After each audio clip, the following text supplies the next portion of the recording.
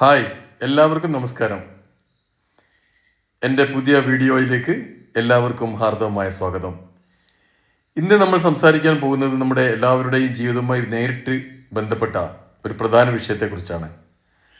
സുരക്ഷിതമായ റോഡ് യാത്ര ചെറിയൊരു അശ്രദ്ധ പോലും വലിയ അപകടങ്ങൾക്ക് കാരണമാകാം. അതുകൊണ്ട് റോഡിൽ എങ്ങനെ സുരക്ഷിതമായി യാത്ര ചെയ്യാം, എന്തൊക്കെ കാര്യങ്ങൾ ശ്രദ്ധിക്കണം എന്നതിനെക്കുറിച്ച് ഈ വീഡിയോയിൽ നോക്കാം. വീഡിയോ അവസാനം വരെ കാണാൻ മറക്കരുത്. പ്രിയപ്പെട്ട സുഹൃത്തുക്കളെ, ഞാൻ ഇന്ന് സംസാരിക്കാൻ പോകുന്ന ഒരു ചെറിയൊരു വിഷയമാണ്.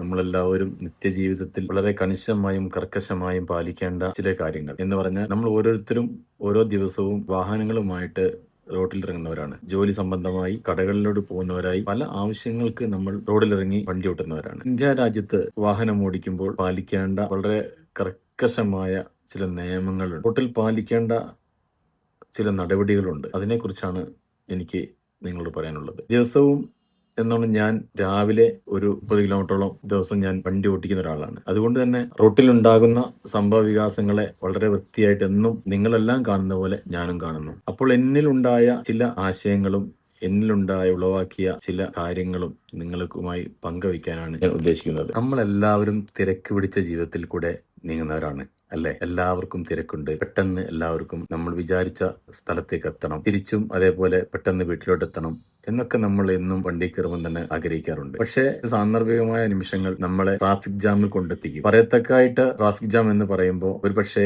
ഒന്നും ഉണ്ടാവണമെന്നില്ല. പ്രത്യേകമായി പറയുന്ന കാര്യം എന്ന് പറഞ്ഞാൽ, നമ്മൾ കൃത്യമായി 1-2-3 കാര്യങ്ങൾ നമ്മൾ വളരെ ശ്രദ്ധിക്കേണ്ടതായിട്ടുണ്ട്. ഒന്ന്, റോട്ടിൽ ഇറങ്ങിക്കഴിഞ്ഞാൽ വെറുതെയുള്ള ദുർവാശി നമ്മൾ ഒഴിവാക്കുക. ആരോടും മത്സരിക്കാനല്ല, ആരോടും ജയിക്കാനല്ല. വാഹനം ഓടിക്കുക എന്നുള്ളത് നമ്മൾ വളരെ എത്ര എക്സ്പീരിയൻസ് ഉള്ള ആളായാലും ശരി, അയാൾക്ക് ഒരു നിമിഷം മതി എന്തെങ്കിലും ഒന്ന് സംഭവിക്കാൻ. അതുകൊണ്ട് തന്നെ എത്ര എക്സ്പീരിയൻസ് ഉള്ള ഡ്രൈവർമാരായാലും, ഞാൻ എത്ര ഹെവി ഡ്രൈവർ ആയി എന്ന് പറഞ്ഞാലും ശരി, മറ്റുള്ളവന്റെ അശ്രദ്ധ നമ്മളെ ശ്രദ്ധയും കൂടിച്ചേരുമ്പോഴും എന്താകും?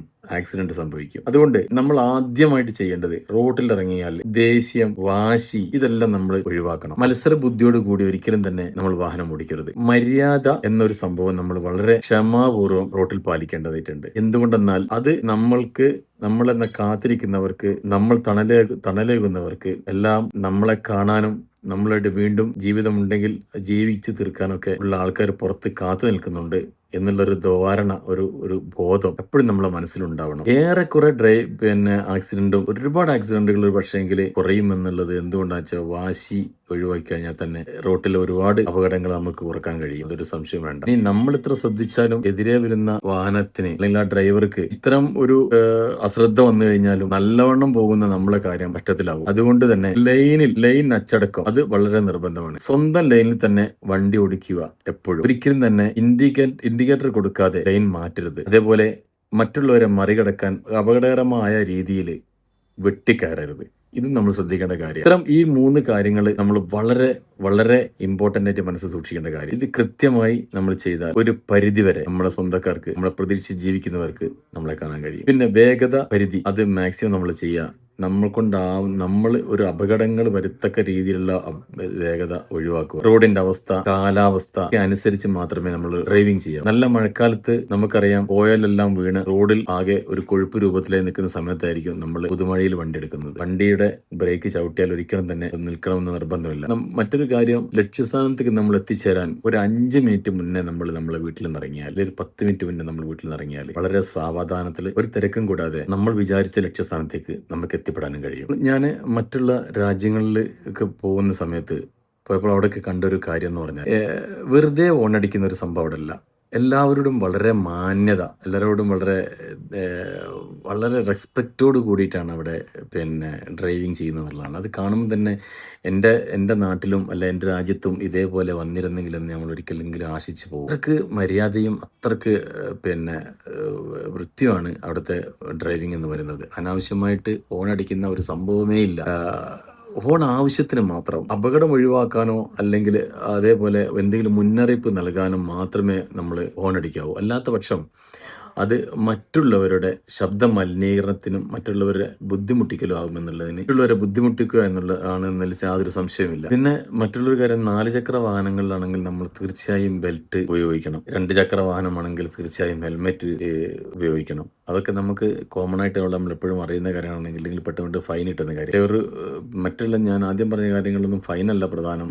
നിയമങ്ങൾ പാലിക്കുക, നിയമത്തിന്റെ രീതിയിൽ മാത്രം വണ്ടി ഓടിച്ചാൽ നമ്മുടെ സുരക്ഷ നമ്മൾ തന്നെ ഉറപ്പുവരുത്തി മുന്നോട്ട് പോകാനും കഴിയുന്നതാണ്. ഞാൻ ആദ്യം പറഞ്ഞില്ലേ, ക്ഷമ, സഹിഷ്ണുത എന്നൊക്കെ പറയുമ്പോൾ മറ്റൊരാൾ തെറ്റ് ചെയ്താൽ പോലും നമ്മൾ തിരിച്ചുള്ള ഒരു അപകടകരമായ പ്രതികരണം നമ്മളെ ഭാഗത്ത് ഉണ്ടാവാൻ പാടില്ല. അത് നമ്മൾ ഒഴിവാക്കും. റോഡിലെ ദേഷ്യം വലിയ അപകടങ്ങൾക്ക് കാരണമാകും. അതുകൊണ്ട് വീണ്ടും എനിക്ക് പറയാനുള്ളത്, ഈ റോഡിൽ ഉണ്ടാകുന്ന വാശി അത് മാക്സിമം ഒഴിവാക്കണം. ഒഴിവാക്കിയാൽ തന്നെ ഒരുപാട് അപകടങ്ങൾ നമുക്ക് കുറക്കാൻ കഴിയുമെന്നുള്ളതിൽ രണ്ടഭിപ്രായമില്ല. പിന്നെ ഞാൻ നേരത്തെ പറഞ്ഞു, മറ്റുള്ള രാജ്യങ്ങളിൽ കാണുന്ന ഒരു രീതി, ഫോൺ വളരെ അപൂർവമായിട്ട് മാത്രമേ നമ്മൾ കേൾക്കുള്ളൂ എന്ന് ഞാൻ പറഞ്ഞു കഴിഞ്ഞു. മറ്റൊരു കാര്യം, കാൽനട യാത്രക്കാർക്ക് എപ്പോഴും മുൻഗണന കൊടുക്കും. ഇപ്പോൾ ഒരാൾ പെട്ടെന്ന് റോഡിൽ മുറിച്ച് കിടക്കാൻ വേണ്ടി വരികയാണെങ്കിൽ സീബ്ര ലൈനിലൊക്കെയാണ് നമ്മൾ അവിടെ ആ നിശ്ചിത പരിധിന്റെ സീബ്രയോട് തെറ്റ് നിൽക്കുന്നല്ല, അതിന്റെ പുറകെ ഒരു വരട്ടി ഉണ്ടാവുമല്ലോ, ആ വരന്റെ പുറകിൽ നിൽക്കുന്ന ഒരു സംസ്കാരമാണ് അവിടെ ഒക്കെ ഉള്ളത്. അത് നമ്മൾ കാണുമ്പോൾ തന്നെ നമുക്ക് അതിശയമായി തോന്നും. നമുക്ക് എന്തുകൊണ്ട് അങ്ങനെ ആയിക്കൂടാ? നമ്മൾ എപ്പോഴും ശ്രദ്ധിക്കേണ്ട കാര്യം എന്ന് പറഞ്ഞാൽ, ഈ പല രാജ്യങ്ങളും റൗണ്ട് അബൌട്ടിൽ എപ്പോഴും രാജ്യങ്ങളിലൊക്കെ എന്ന് പറഞ്ഞാൽ ഈ റൗണ്ട് ചെയ്യുന്ന വണ്ടിക്കാരന് ആണ് മുൻഗണന വരിക. നമ്മൾക്ക് അങ്ങോട്ട് കടക്കുമ്പോൾ പിന്നെ ആ വണ്ടിക്കാരൻ അവിടെ ഇല്ലെങ്കിൽ അവർ കടക്കുന്നുള്ളൂ. അതുകൊണ്ട് തന്നെ വലിയൊരു അപകടം അവിടെ ഒഴിവാകുന്നുള്ളൂ. കാരണം അവൻ കടന്ന് അങ്ങനെ അങ്ങോട്ട് പോയിട്ട് അടുത്ത ആള് ആ പിന്നെ റൗണ്ട് അബൌട്ട് കടക്കുന്ന ഒരു രീതി ഇവിടെ നിർത്തി കൊടുക്കുകയാണ് അതിന് വേണ്ടിയിട്ട്. എന്തൊരു മര്യാദയാണെന്ന് ആലോചിച്ച് നോക്കിയാൽ നിങ്ങൾ. എന്തുകൊണ്ട് നമുക്കും അങ്ങനെ പറ്റില്ല? നമ്മളെ വിദേശത്തിലെ റോഡുകളൊക്കെ സംബന്ധിച്ചിടത്തോളം അതിനോട് താരതമ്യപ്പെടുത്തുമ്പോൾ നമ്മളെ റോഡുകളൊക്കെ വളരെ കുറെ മോശങ്ങളാണ്, അല്ലാന്നല്ല. പക്ഷെ ഡ്രൈവിംഗ് എന്ന സംഭവം വിദേശത്തായാലും നാട്ടിലായാലും ഒക്കെ പാലിക്കേണ്ട മര്യാദകൾ ഏറെക്കുറെ ഒന്ന് തന്നെയാണെന്നുള്ളതിൽ സംശയമൊന്നുമില്ലല്ലോ. നമ്മൾ തിരിച്ച് ഇന്ത്യയിലോട്ട് വരികയാണെങ്കിൽ, ഇന്ത്യയിൽ ഡ്രൈവിങ്ങിനെ കുറിച്ച് നമുക്ക് പറയുകയാണെങ്കിൽ, നമ്മൾ പല സംസ്ഥാനങ്ങളിൽ കൂടെ യാത്ര ചെയ്തവരാണ്. മികച്ച ഡ്രൈവർമാർ ഇന്ത്യയിലുണ്ട്, അതിൽ സംശയമൊന്നുമില്ല. പക്ഷേ അതേസമയം തന്നെ ചില പൊതുവായ പ്രശ്നങ്ങൾ വ്യാപകമായിട്ട് കാണപ്പെടുന്ന ഒരു സമ്പ്രദായവും നമ്മുടെ നാട്ടിലുണ്ട്. അതെന്താന്ന് പറഞ്ഞാൽ, ലൈനിന്റെ അച്ചടക്കക്കുറവ്, ഇൻഡിക്കേറ്റർ ഉപയോഗിക്കാതെ തിരിയല്, അനാവശ്യമായ ഹോൺ മുടക്കുക, തെറ്റായ ദിശയിൽ റോങ് സൈഡിൽ വാഹനം ഓടിക്കുക, ചുവപ്പ് സിഗ്നൽ മറികടക്കുക, ഹെൽമെറ്റ്, സീറ്റ് ബെൽറ്റ് എന്നിവ അവഗണിക്കല്, അമിത വേഗം, ഇതൊക്കെ നമ്മൾ സ്ഥിരമായിട്ട് നമ്മൾ കണ്ടുകൊണ്ടിരിക്കുന്ന കുറെ കാര്യങ്ങളാണ്. എന്തുകൊണ്ടോ ഇന്ത്യയിൽ ഡ്രൈവിംഗ് ലൈസൻസ് ഒരാൾക്ക് നേടുന്നതിന് വലിയ ചെലവുകളൊന്നുമില്ല. വളരെ മറ്റുള്ള രാജ്യങ്ങളെ അപേക്ഷിച്ച് കുറവാണ്. പല സംസ്ഥാനങ്ങളിലും അത് ചീപ്പ് റേറ്റിന് പോലും കിട്ടുന്നുള്ളതാണ് നമുക്ക് അറിയാൻ കഴിഞ്ഞു. അപ്പോൾ ശരിയായ രാജ്യങ്ങളിൽ ഡ്രൈവിംഗ് പരീക്ഷയൊന്നും കർശനമായിട്ട് ഇവിടെ നടക്കുന്നില്ല എന്നുള്ളതാണ് സത്യം. ഡ്രൈവിംഗ് സ്കൂളിൽ ചെന്നാൽ പ്രാഥമികമായ കുറെ കാര്യങ്ങൾ അവർ പറഞ്ഞു തരും. ഇതാണ് ഇവിടുത്തെ നിയമങ്ങൾ പറഞ്ഞു തരും. അതൊക്കെ കാണിച്ചിരുന്നല്ലേ നമ്മളൊക്കെ സ്കൂൾ വിദ്യാഭ്യാസ കാലത്ത് തന്നെ ഒരു പാഠപദ്ധതിയിൽ നിർബന്ധമായും എൻ്റെ അഭിപ്രായത്തിൽ ഒരു ഡ്രൈവിങ്ങിനെ കുറിച്ചോ വണ്ടിയെ കുറിച്ചോ കാര്യങ്ങളൊക്കെ ശരിക്കും നമ്മൾ പഠിപ്പിക്കണം എന്നുള്ളതാണ്. അങ്ങനെ വരുമ്പോൾ ഓരോ വിദ്യാർത്ഥിക്കും വളർന്നു വരുന്ന ഓരോരുത്തരും ഡ്രൈവർമാരാണ്, ഒരു സംശയം വേണ്ട. സമൂഹത്തിലേക്ക് ഇറങ്ങുമ്പോൾ അയാൾ തീർച്ചയായും ഒരു വണ്ടി ഓടിച്ച് മുന്നോട്ടുള്ള ജീവിതം എല്ലാം നയിച്ച് മുന്നോട്ട് പോയിക്കൊണ്ടിരിക്കുക. അങ്ങനെ വരുമ്പോൾ ഈ ബാലപാഠങ്ങൾ, സ്കൂളിൽ നിന്ന് ലഭിക്കുന്ന ഈ ബാലപാഠങ്ങൾ എന്തുകൊണ്ട് നേരത്തെ ആയിക്കൂടാ? അങ്ങനെ ആ ഡ്രൈവിങ്ങിലേക്ക് ആക്കിക്കൂടാ? ഡ്രൈവിങ്ങിനെ കുറിച്ച് പറഞ്ഞു കൊടുത്തുകൂടാ? നമുക്ക് അങ്ങനെ നമ്മളെ ഉദ്യോഗസ്ഥരെല്ലാം അതിനെക്കുറിച്ച് ചിന്തിക്കും, അല്ലെങ്കിൽ അങ്ങനെ ചെയ്യുമെന്നാണ് ഒരു നീണ്ട കാലം നമുക്ക് അങ്ങനെ വരുമെന്ന് പ്രതീക്ഷിക്കാം, അല്ലേ? അപ്പോൾ അങ്ങനെ വരുമ്പോൾ നമുക്ക് സുരക്ഷയും പരിശീലനവും ഒക്കെ കൂടുതൽ ശക്തിപ്പെടുത്തേണ്ട ആവശ്യങ്ങൾ കൂടി വരികയാണ്.